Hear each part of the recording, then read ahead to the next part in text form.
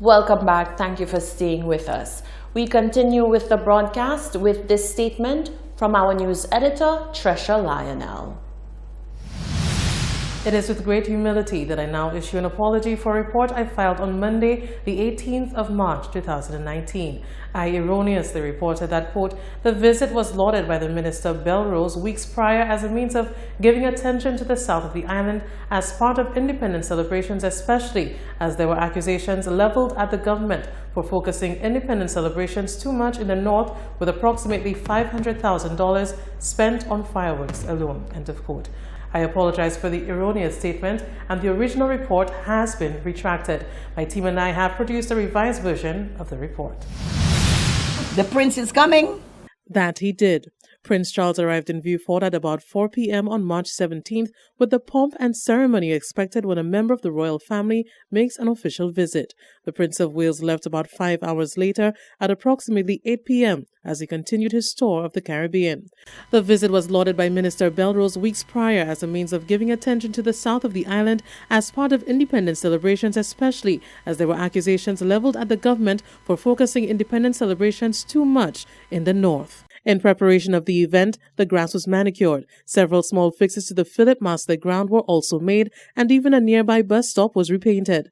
In much the same way when the prince visited first in 1989 and later in 2008, school students wearing uniforms and waving miniature flags could be seen in the filled-to-capacity stands. Their parents, teachers, specially invited guests, and the curious who just wanted to see the prince were also in attendance. The Prime Minister addressed the hundreds present. Mamai Saint-Lucie, Mamai Vieux-Fort, Your Royal Highness, despite my defeat by your son, Prince Harry, during the cricket match between us at the Darren Sammy Stadium, a loss that I personally attribute only to the famous and immense hospitality of the people of St. Lucia. Let's just say I played my part in that hospitality. Our nation, and in particular our youth, continues to cherish the memories and historical significance of the visit of Prince Henry of Wales to St. Lucia. We recognize the positive and active role and contributions of young people in promoting development, peace, democracy, and in protecting and promoting other Commonwealth values, such as tolerance and understanding, including respect for other cultures. The prince received a royal salute before the military parade was held. Clearly battling the wind, the Prince of Wales spoke to St. Lucia's progress over the past 40 years. The people of St. Lucia have so much of which they can be proud. Today, the name of this land, the only country in the world to bear the name of a woman, is known the world over. 1.2 million international visitors flock to these shores each year.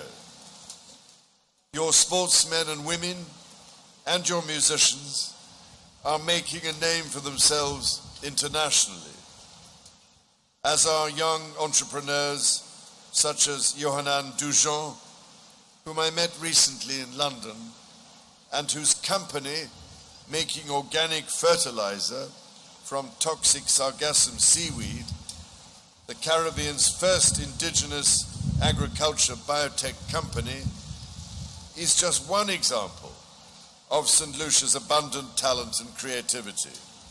His Royal Highness was not immune to the cleverly worded jest at his hair as he spoke. In the end, it seemed the students were the most excited during the event. We feel excited, love the ceremony, feels good. Yeah, and I see you have a lot of flags and stuff. Are you very excited seeing the prince? Yeah, very. Yeah. What about you? Are you excited? I feel proud of my country that he came to us. I feel happy. Why? Because I get to see the prince. It's like the first time I really have seen a prince visit St. Lucia, and it's like a new experience for me. Do you want to be royalty as well? Yeah. You can see yourself a princess? Happy Why do you feel happy? because I got to see the prince. You got to see the prince? And are you a princess? Yes. Just, do you like that all your friends are here? Yes. And do you want to see the prince again? Huh? Yes. Thank you very much.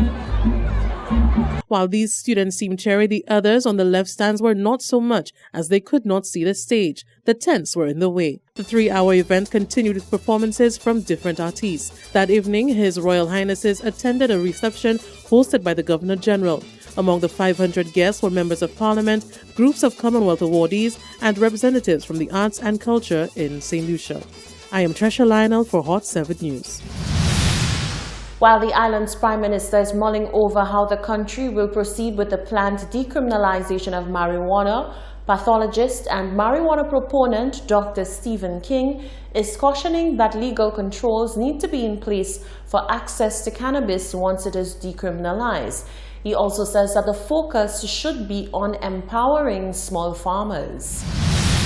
Prime Minister Alan Chasney has indicated that St. Lucia will pursue decriminalization of cannabis. However, he says it is unclear how big the marijuana market is going to be and whether it's going to be a completely legal market. Dr. Stephen King has made it clear that decriminalization of cannabis, while a good first step, is not enough. He's a strong proponent of full legalization of cannabis to ensure maximum benefit.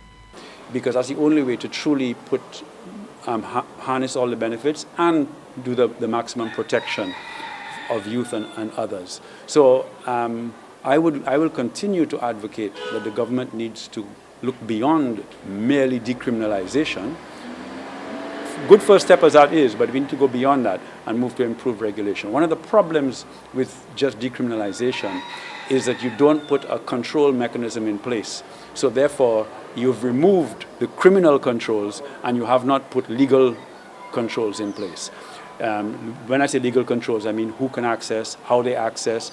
The government has indicated that it is speaking to several companies as it pursues decriminalization of cannabis. The hope is that Canadian companies that have expressed interest in the export of hemp oil will come to the island to assist the government. The involvement of big foreign businesses raises concerns for Dr. King, given what it could mean for the fate of small St. Lucian farmers who would be looking to benefit significantly from a cannabis sector.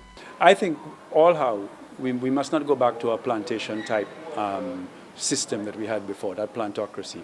We need to recognize that cannabis is the opportunity to empower small farmers, small retailers, the small man, small woman, and I think that is important. So if we do have relationships with foreign investors, which I have absolutely no problem with, but the foreign investors must be in partnership in a regime that protects the indigenous industry and the small person in the industry.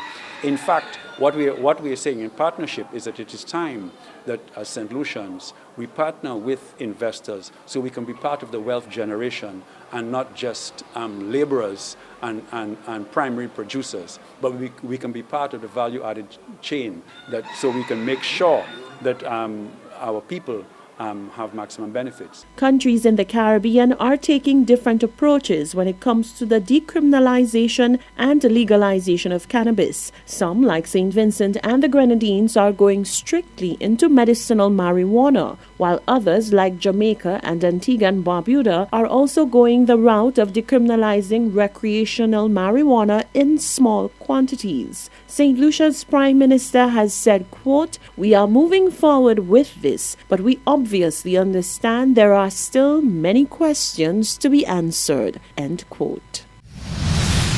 Thoughts on the decriminalization of marijuana, whether scientific or religious based, lead to one conclusion: that it is good.